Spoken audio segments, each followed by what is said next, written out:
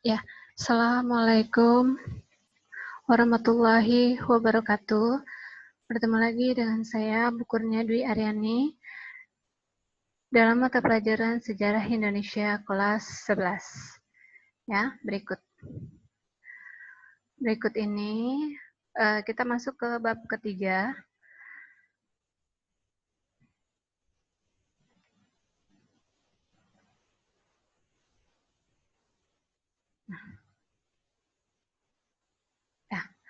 Bab ketiga ini tentang pendidikan pergerakan nasional sebagai dampak penjajahan bangsa Eropa. Jadi di sini berkembangnya pendidikan yang mendorong munculnya pergerakan nasional. Apa sih pergerakan nasional? Pergerakan nasional itu di mana asalnya dari politik etis. Politik etis itu politik balas budi, ya, di mana pergerakan nasional ini muncullah kaum-kaum terpelajar, ya, orang-orang pinter. Dulu sebelum kita memasuki era pergerakan nasional, kita dulu dijajah terus ya sama Belanda, dibodohi terus, di apa namanya? Diadu domba, pokoknya dia memonopoli bangsa kita seluruhnya, baik pemerintah, ekonomi, politik, gitu ya, semuanya memonopoli. Makanya di sini dengan adanya pergerakan nasional kita mulai bangkit. Ya, yang pertama, pengaruh politik etis terhadap lahirnya golongan terpelajar. Nah, di sini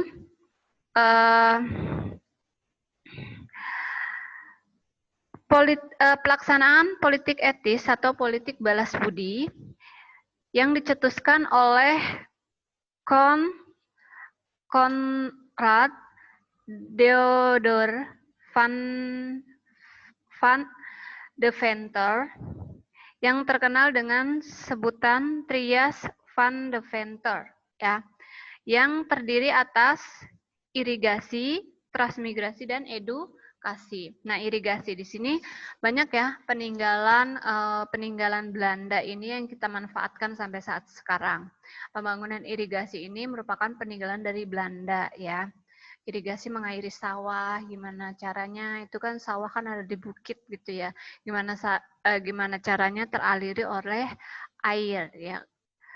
Padi kalau nggak ada air juga akan mati, makanya dibuatlah saluran irigasi. Itu ilmunya dari Belanda, ya. Lalu ada transmigrasi, ya.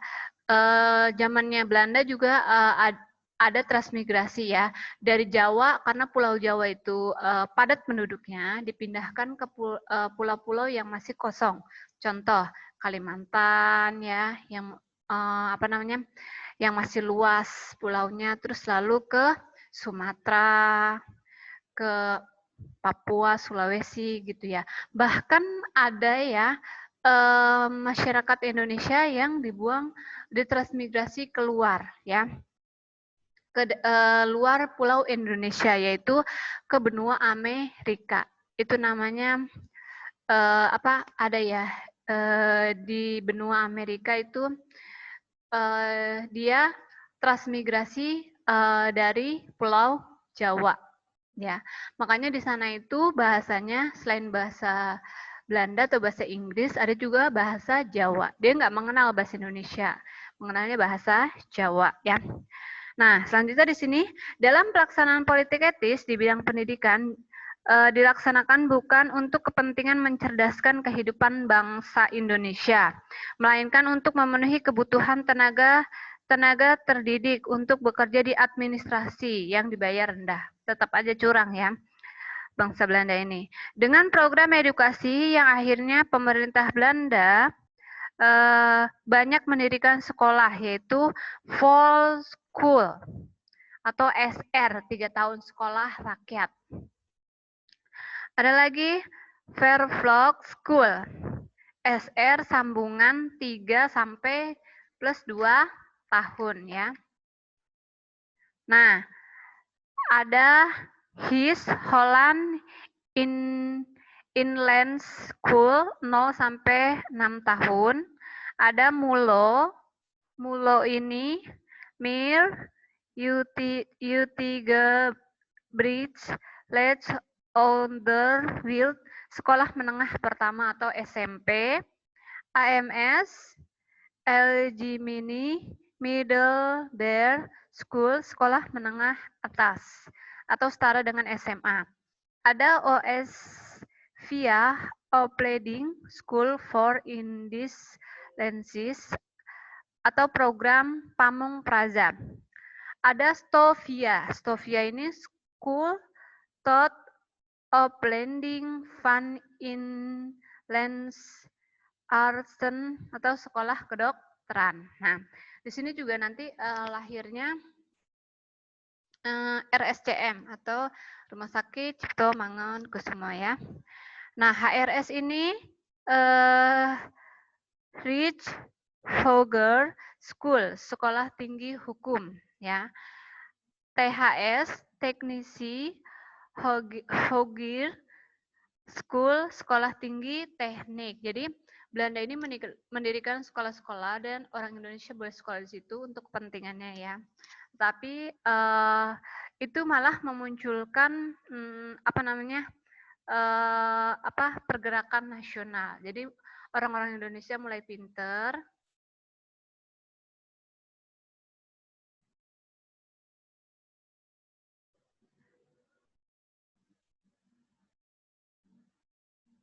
Ya, orang-orang Indonesia mulai pinter. Lalu mendirikan berbagai partai pergerakan nasional ya seperti itu. Nah, selanjutnya ada peran pendidikan Islam terhadap munculnya nasionalisme. Ya di sini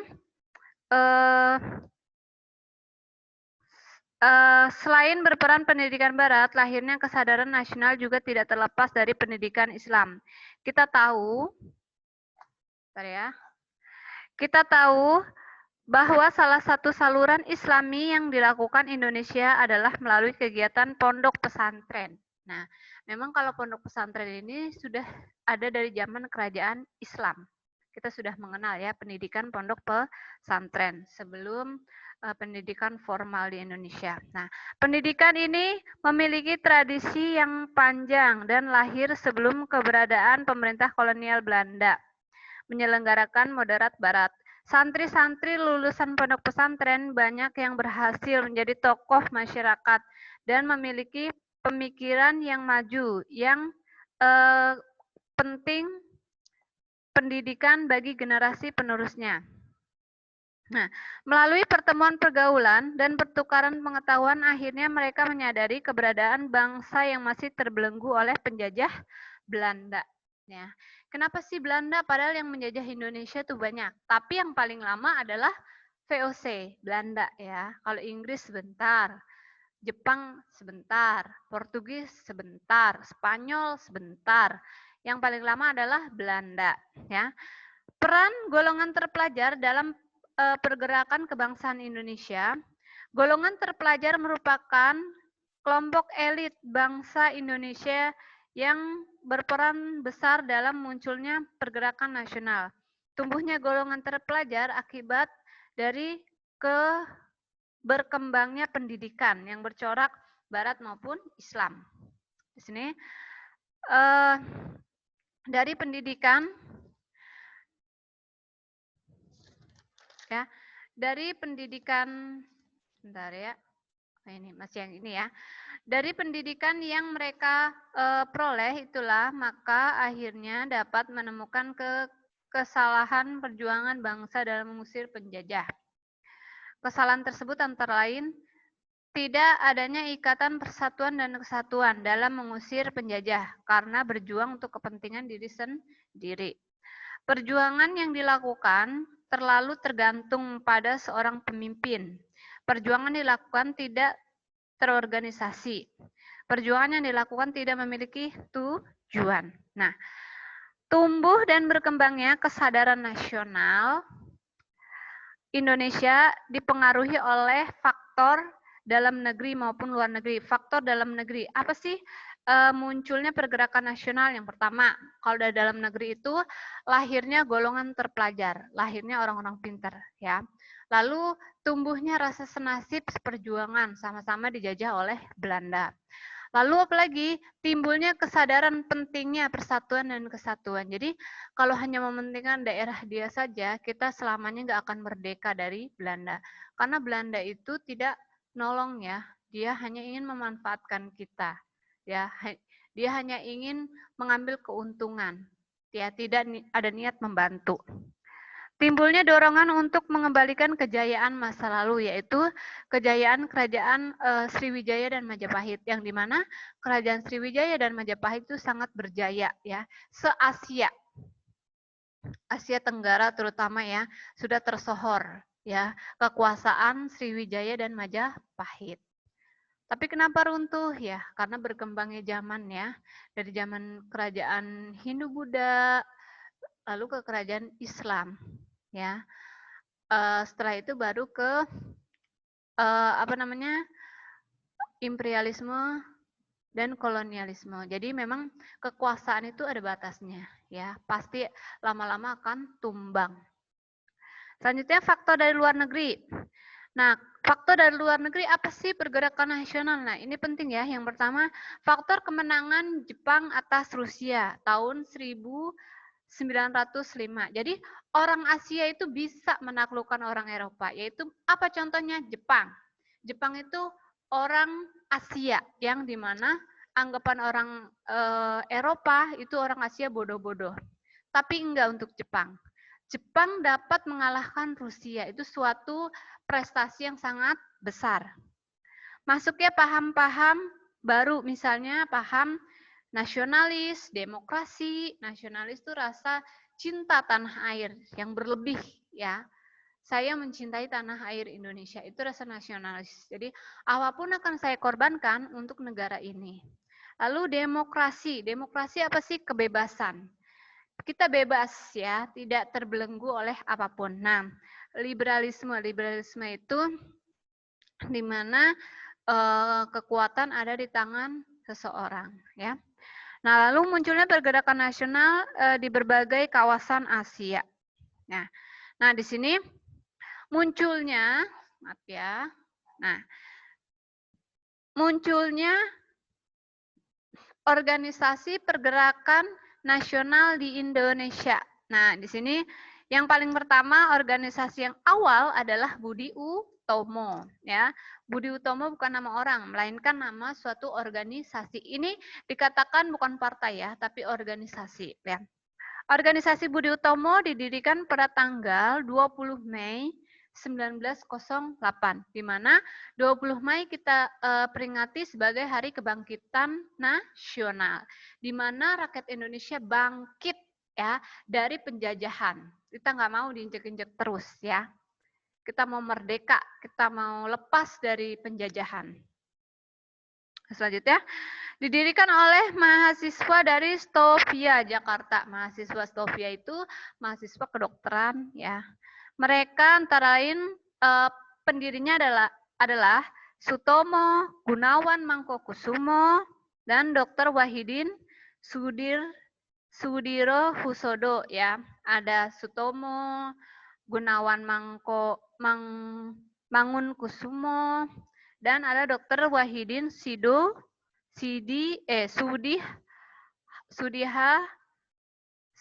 Husodo, maaf ya. Ya, Sudiro Husodo. Nah, Budi Utomo didirikan untuk tujuan mencapai kemajuan dan derajat bangsa melalui pendidikan dan kebudayaan.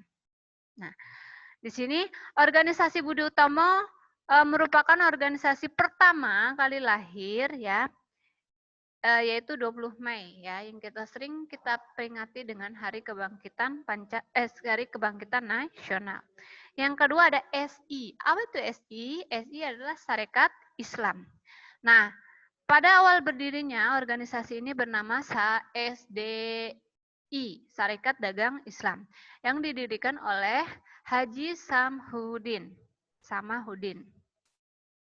Saya cerita sedikit ya. Sebenarnya Gelar haji itu di Indonesia diberikan pada orang Belanda ya, yang memang pada saat itu untuk mencirikan orang yang sudah berangkat ke Mekah ya, makanya diberi gelar haji. Hanya di Indonesia saja ya. Tapi kalau di luar atau Malaysia ya, kalau untuk di Arab Saudi nggak ada kan Haji Salman, Haji Raja Salman, King Salman nggak ada. Yang dapat gelar haji hanya di Indonesia ya, seperti itu. Didirikan SDI didirikan 1911 ya, yang tujuannya untuk memajukan perdagangan di bawah panji-panji Islam, mengadakan persaingan dengan pedagang Cina. Ya, jadi memang SDI ini khusus untuk pedagang-pedagang Muslim ya, seperti India, Arab, gitu, Indonesia, gitu ya. Nah, karena sifatnya yang merakyat, pertumbuhan amat sangat pesat. Hos Cokro Aminoto pada 1912, SDI diubah namanya menjadi ESI. Ya, oleh siapa? Hos Cokro Aminoto ya. Organisasi Islam ini memiliki tujuan, SI memiliki tujuan mengembangkan jiwa dagang, membantu anggota yang mengalami kesulitan, memajukan pengajaran semua usaha yang mempercepat naiknya derajat rakyat. SI Putih yang dipimpin oleh Hos Cokro Aminoto, Agus Salim, Suryo Pranoto berpusat di Jogja. SI Merah yang terpengaruh pada paham Marxisme, Marxisme ini komunis ya, dipimpin oleh Semaun yang pusatnya ada di Semarang. Ya. Nah, ada lagi IP. IP ini apa? Indis Partij. Indis Partij ini didirikan pada 25 Desember 1912 oleh tokoh terkenal dengan sebutan 3 serangkai, yaitu Suwardi Suryadiningrat atau Ki Hajar Dewantara, Dos Dekker atau Dr. Danu Dirja Setiabudi, dan Dr. Cipto Mangunkusumo ya, ini adalah pendiri Indis Partij ya. Ki Hajar Dewantara, Dos Dekker, Cipto Mangunkusumo gitu ya. Tujuan dari Indis Partij ini adalah menumbuhkan dan meningkatkan jiwa persatuan semua golongan, memajukan tanah air dengan dilandasi jiwa sosial ya. Nah, ini mempersiapkan kehidupan rakyat yang merdeka. Nah, ketiga tujuan di atas dapat dicapai dengan cara memelihara nasionalisme Hindia, memberantas rasa kesombongan yang rasial, memberantas kebangkitan sektarianisme ya. Nah, selanjutnya ada PI. PI apa? PI ini adalah Perhimpunan Indonesia. Organisasi Perhimpunan Indonesia didirikan oleh para pemuda, ya, pemuda Indonesia yang sedang belajar di negara Belanda, di Amsterdam sana ya, atau di Rotterdam. 1908. Pada mulanya organisasi ini bernama Indis Peregrinen. Tujuan awal adalah membantu kepentingan para pemuda Indonesia dalam negeri Belanda. Nah, pada tahun 1922, Indis Peregrinen diubah menjadi Indis Indonesian Peregrines. Nah, ini juga asal muasalnya dari kata Indonesia ya. Nah, kembali mengalami perubahan menjadi Perhimpunan Indonesia dengan tujuan untuk memperoleh suatu pemerintah di Indonesia yang hanya bertanggung jawab kepada rakyat Indonesia. Adapun gagasan PI masuk ke Indonesia lewat majalah Indonesia Merdeka yang dibawa ke Indonesia. Asal kata Indonesia juga dari sini ya, dari PI ini. Nah, para tokoh pendiri PI ini adalah Dr. Andes Muhammad Hatta, Najir Datu Pamuncak, Abdul Majid Jojo Diningrat, Ali Sastro Amijojo, Gunawan Mangkokusumo, dan Iwa Kusuma Sumantri. Ya. Nah, di sini sikap ini terlihat pada pernyataan yang dikenal sebagai manifesto politik. Ya, yaitu apa manifesto politik? Persatuan nasional harus diperkokoh dan dihindarkan dari perpecahan. Kemerdekaan harus diusahakan oleh orang Indonesia sendiri, ya. Jadi bukan sumbangan dari orang Belanda, tapi melainkan perjuangan dari bangsa Indonesia, ya. Harus diusahakan terbentuknya pemerintah oleh bangsa sendiri. Nah, di sini ketiga sikap politik PI. Nah, di sini ya. Ketiga sikap politik PI dideklarasikan di Belanda 1925 menetapkan garis perjuangan, yaitu yang pertama tuntutannya adalah menuntut Indonesia merdeka. Haluan politik non-kooperatif dengan tidak mau bekerja sama dengan pemerintah kolonial. Tanah air Indonesia hanya satu dan tidak dapat dibagi-bagi. Betul, ya. Nah, oleh karena sepak terjangnya keras menentang Belanda, maka keempat tokoh PI ini ditangkap dan dituntut di muka pengadilan di Den Haag, Belanda. Tahun 1928. Akan tetapi karena tidak terbukti bersalah, akhirnya mereka dibebaskan. Nah, sejak itu mereka kegiatannya adalah Perhimpunan Indonesia diawasi dengan ketat. Nah, mulailah di sini ada partai, pendirian partai. Partai itu beda sama organisasi, ya. Partai ini sudah lebih maju daripada organisasi. Nah, partai ini adalah yang pertama PKI, Partai Komunis Indonesia.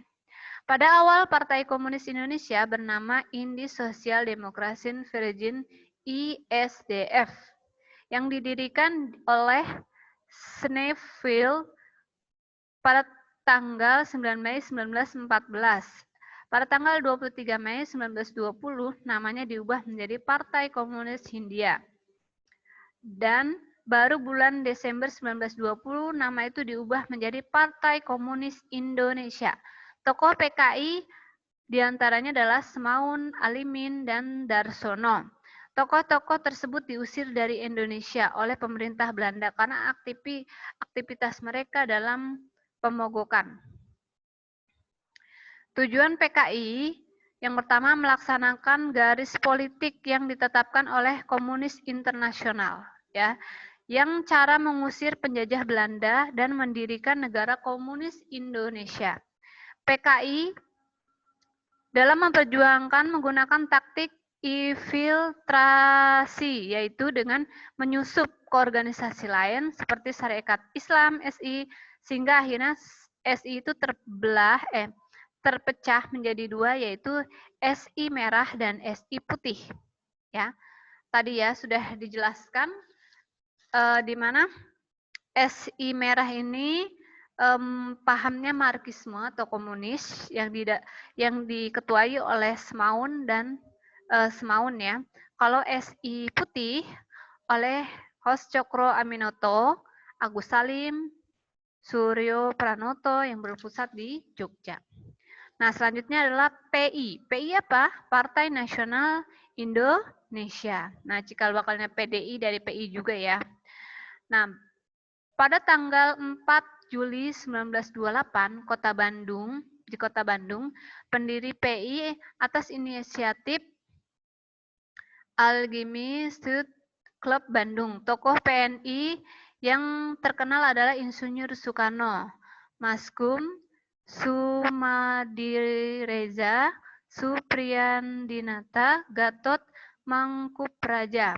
Tujuan PNI adalah mencapai Indonesia merdeka atas usaha sendiri. Asasnya adalah self-help. bekerja untuk kemampuan sendiri, baik dalam lapangan politik, ekonomi, maupun budaya. Non-kooperatif, artinya tidak menjalin kerjasama dengan penjajah. Sosiodemokrasi. Nah, hasil pergerakan nasional, hasil Partai Nasional atau PNI ya adalah makin kuatnya kesadaran nasional, membentuk permufakatan Perhimpunan Politik Kebangsaan Indonesia atau PPPKI, mendirikan kursus-kursus sekolah, bank, koperasi, dan rumah sakit, bekerja sama dengan PI, menggelorkan anti-imperialisme atau anti penjajahan ya.